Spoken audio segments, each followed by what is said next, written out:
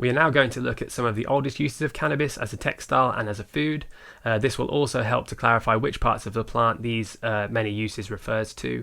The previous section was mostly talking about the female flower of the indica variants. This section will be focused on the sativa variant and particularly the plant's stalks, or more accurately the fibres contained within the stalk, and also the plant seeds. This plant is extremely versatile and has many different usable parts with different end uses. There will be a lot of crossovers. Okay, this leads us to perhaps an even larger part of this presentation, where I'll begin to outline the many other uses of cannabis that are not to do with its use as a drug or medicine. Now, this information I would say is a lot less well known. If there are any historians or particularly historians interested in maritime or American history listening to this presentation, then you may well know a fair bit about hemp. However, for most, hemp is probably just another name for cannabis, but hemp is often the word used to describe the plant grown for the uses beyond medicine. As I mentioned earlier, when outlining the three different types of cannabis, cannabis sativa is what we're talking about when we talk about hemp. It's a much taller plant that produces a lot less of the resinous substances talked about in the previous section, but does grow a large core stem and produces a lot more seeds, as well as a larger biomass, obviously due to its larger size. This is also the kind of plant we're referring to in regards to its positive environmental impacts. First of all, it's probably worth going through the pictures on the screen. This is a very tall sativa plant on the left. Given the right conditions, it's possible for them to grow over 5 meters tall, so they can be giant, as you saw in the first couple of slides. It has an impressive long taproot that can grow 10 to 12 inches in 30 days and 6 to 10 feet in total. This is, as was mentioned in the quote from Jack Herer, why this plant is such a good crop for soil management. These long taproots help to break down the soil and in turn make nutrients more available to preceding crops, as well as improving the soil's structure and tilth. That's going to be extremely important for flood-prone areas, as the plants will take up the extra water and maintain the soil structure, minimizing runoff or landslides. As you can see, it has a long central stalk, and at the top of the plant you can see its leaves and flowers, male or female. As I mentioned earlier, the cannabis plant is dioecious, meaning it has two sexes. The male has a pollen-bearing staminate flower, which can be seen on the pictures circled in red, on the right. And the female has a seed-bearing pistillate flower, which is circled in blue. Also shows the stages of seed production there. So in order for the plant to produce seeds, the female flower must be pollinated by the male. When you are growing cannabis for medicinal purposes, breeders intentionally stop this process from taking place by removing any male plants. This stops the female from producing seeds and concentrates its energy on producing higher concentrations of cannabinoids. It also takes an extra process if you will have to remove all the seeds before further processing. The central stalk contains one of the world's longest and strongest natural fibres. This can be seen separated on the top of the middle three photos there, with the fibre at the bottom, and then the woody core, the part of the stalk which makes up to 70% of its weight and contains about 1/3 cellulose. This is often called the herds, the pulp, or the shiv. This can be seen in the middle of those three photos in the middle there, and to the left of this again is the hemp seed. It's useful to understand the various parts of this plant, as this will help to understand its many other uses and which part of the plant they relate to. It also helps me in fragmenting the various uses, so there'll be many crossovers, as you'll begin to see. Okay, as it's one of its earliest recorded uses, I'm going to go over and outline the many uses of hemp for fibre and textiles, and also for cordage. In fact, it's worth noting the word canvas is actually the Dutch pronunciation twice removed from French and Latin of the Greek word cannabis. So the first recorded use of cannabis, as I mentioned earlier, was in 8000 BCE in ancient Mesopotamia, and this was used as a textile or in rope making. The long bast fibres that are located within the plant stalks are what we're talking about. These fibres are some of the strongest and longest natural fibres. Other fibres like jute and flax would have commonly been used for the same purposes. However, hemp's importance has often been overlooked. The stigma of the 20th century and the subsequent prohibition of this plant had a profound effect that has lingered to this day, and in many ways shaped our understanding of history, and particularly the history of cannabis, but more on that later on. So just to go through the slides here, this is from a USDA, United States Department of Agriculture document, and it's showing here, B and C, hemp, and say there's also flax and jute, manila and other things. To the right is just some common examples of it being used for rope or for shoes or for clothing that would have gone out, would have happened throughout antiquity. Okay, another quote from Jack here, quote, 80% of all mankind's textiles and fabric for clothes, tents, linens, rugs, drapes, quilts, bed sheets, towels, diapers, our flag, Old Glory, were principally from cannabis fibres until 1820s in America, until the 20th century in most of the rest of the world. Just to note that little star by Linens there, the 1893-1910 Encyclopedia Britannicas indicate, and in 1938 Popular Mechanics estimated that at least half of all the material that has been called linen was not made from flax, but from cannabis, end quote. So, these are some photos from the early 20th century showing techniques for harvesting and processing hemp that would have been used throughout antiquity. The top photos show hand and horse-drawn harvesting techniques. The bottom photos and postcards show retting and breaking of the stalks. Hemp has such a strong stalk that a process was needed to help retrieve the fibres inside, and this was called retting. Retting is the process of taking the harvested stalks, lying them on the ground, and leaving them to weather in the field from a few weeks up to a few months. Warm and wet weather is best, and it helps biologically break down the gum which holds the fibres together, making it easier to separate the fibre from the other woody material.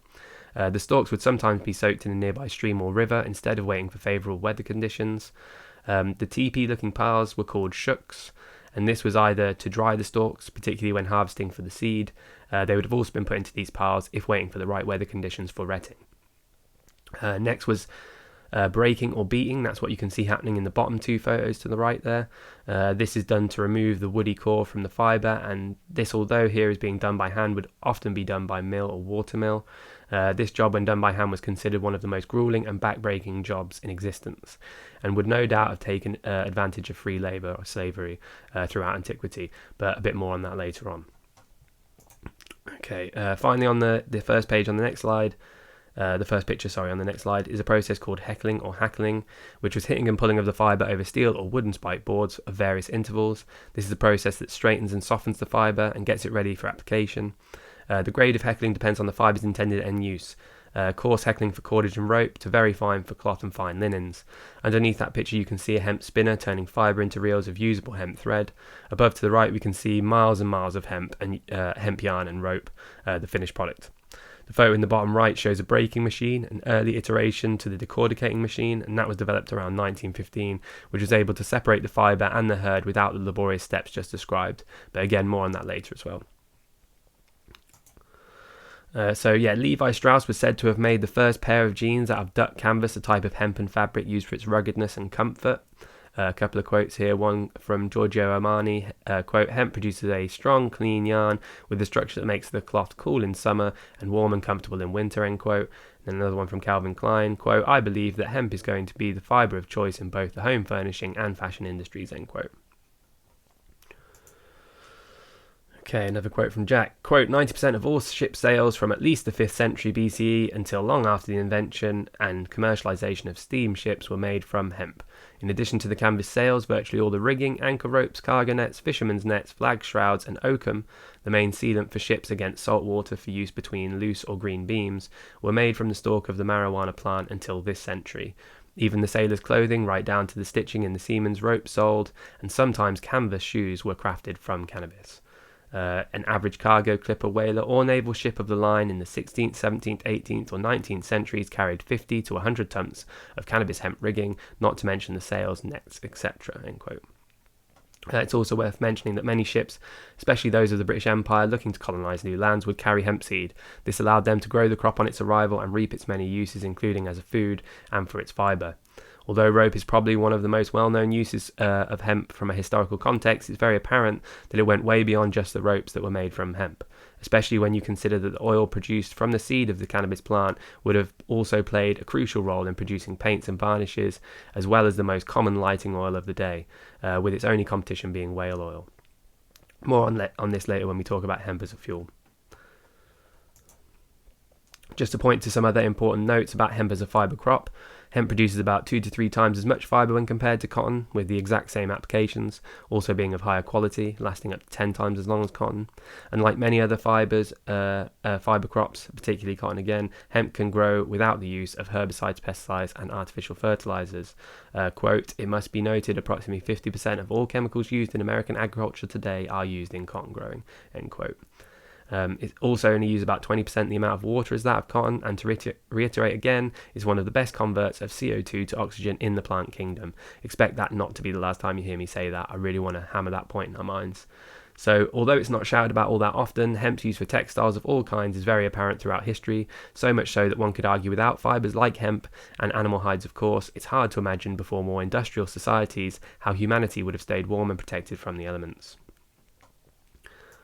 Now, with the modern methods, the fabric created from these fibres is not only strong and long-lasting, it can also be extremely soft, antibacterial, UV protective, flame retardant, breathable, durable, versatile, and very absorbent.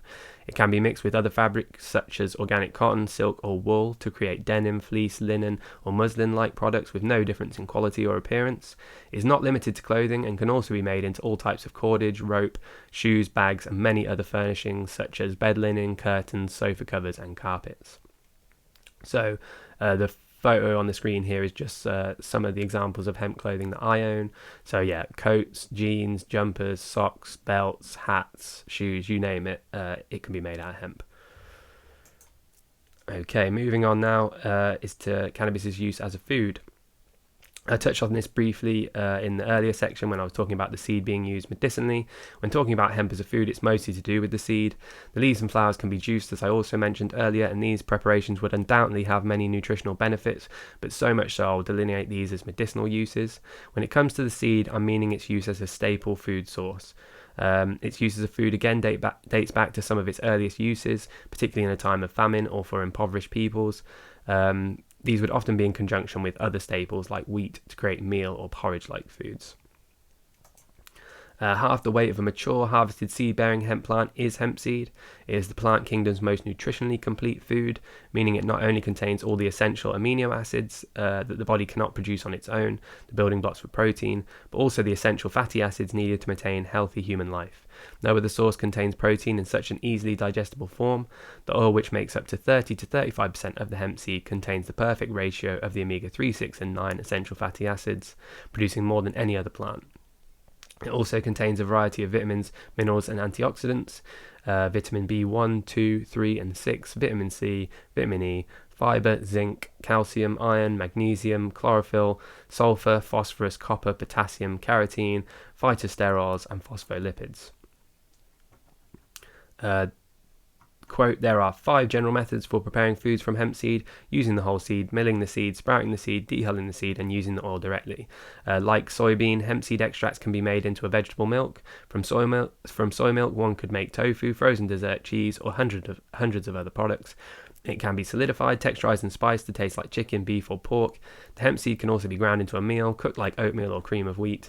Hemp seed can be further ground into a margarine. Seeds are roasted, seasoned, and eaten as a snack. Roasted and ground seeds can be baked into breads, cakes, pancakes, cookies, and casseroles, end quote. It is worth considering that the number one killer globally is heart disease. Nearly 20 million people die from heart disease each year. This is, at least from my research, directly related not to saturated fat, as people often assume, but more likely to inflammation caused by primarily sugar, high fructose corn syrup and other highly processed sugars, and highly processed polyunsaturated oils like vegetable, corn or sunflower. Of course, there are other factors to take into consideration like lifestyle and stress, but from a diet perspective, these are the big guns. A switch to less processed foods in general, but particularly good quality fats like hemp seed oil, are an extremely heart-healthy choice. I will be working on an updated diet and health presentation, so please look out for that in future. Humans are not the only ones that can benefit from using this superfood.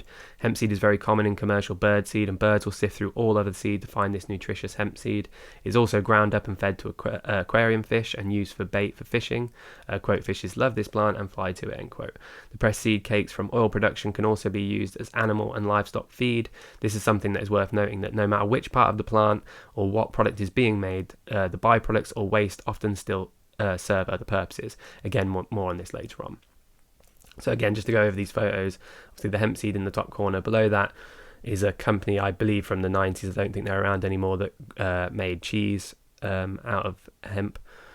In the middle, we've got on the plate there, you've got the hulled hemp seed. So again, very easy. If you take this hulled hemp seed and you put it in a blender with water and you blend it for a minute, that's hemp milk. It's really that easy.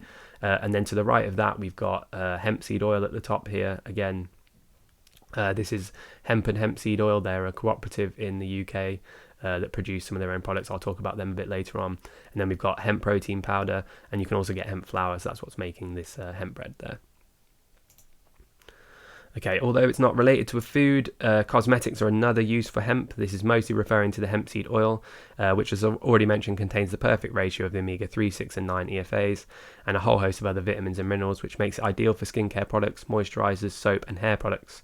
The gamma-linolenic acid, GLA, within the oil works as an anti-inflammatory that helps soothe skin, reduce redness and support wound healing, as well as being deeply nourishing without clogging pores. Its lipid profile closely matches the natural oils in human skin. It's worth noting many skin products contain vitamin E as an antioxidant, which helps with free radical damage, is UV protective and strengthens the lipid barrier, which helps skin retain moisture. Hemp seed oil naturally contains vitamin E. Many products already exist on the market that use hemp oil as an ingredient. This includes Dr. Bronner's Magic Soap, which has been a huge advocate of the use of hemp oil in their cast-style soaps. More on that in a moment. However, even using the oil directly has many amazing uses. You can apply a small amount directly to dry or cracked skin. It can be used on a cotton pad as a makeup remover. It can be used to nourish the scalp and help with dandruff if applied to the scalp 10 minutes before washing. It can help strengthen nails by directly applying the oil to the cuticles. It can even fight acne by massaging on the troubled area, and the oil will help to draw out blackheads and dirt from the skin. Some hemp soaps also use parts of the seed shells or seed shell powder as a natural abrasive to their bars. CBD is also a component that is appearing more and more in cosmetics to increase its anti-inflammatory, antibiotic, analgesic and antioxidant effects. This is most likely in serums and other more expensive cosmetics, as CBD is still quite an expensive ingredient. Okay, just to go back to Dr. Bronner and his soap for a moment. David Bronner, the current CEO of the soap company, in 2012 protested the US government to allow hemp to be grown again within the United States. He did this by placing himself with hemp plants in a cage outside of the White House. The authorities eventually cut through the bars and arrested him. The world needs more activism like this and more people willing to put themselves on the line like David Bronner. So yeah, here's a YouTube video about that. Do go check that out. This was a look at the uses of hemp as a fibre crop and as a food resource. The next instalment will be looking at the other uses, this time as a fuel in the manufacture of paper and plastic and as a building material.